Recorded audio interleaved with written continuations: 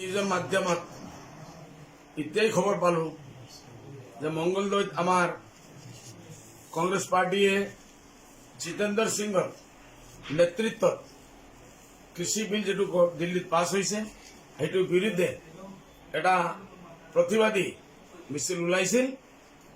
অসম চৰকাৰে জিতেন্দ্ৰ সিঙৰ লগত এই মিছিলত অসমৰ সভাপতি ৰিপুণ বৰা ডাঙৰীয়া, গৌৰৱ গগৈ আৰু বহুত নেতাসকল আছিল।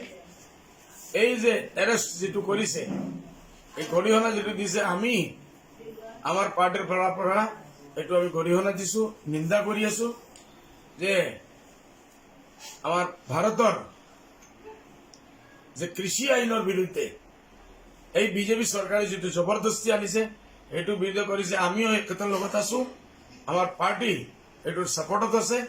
আৰু এই জিতেন্দ্ৰ সিং সাহেব বা তেখেতৰ লগত যিমান মানুহ কিসকলে এৰেষ্ট কৰিছে, যিমান জলদি হয় এৰেষ্ট এইটোসকলে এৰি দিব লাগে আৰু গণতন্ত্ৰ সাব্যস্ত কৰাৰ মৌকা দিব লাগে।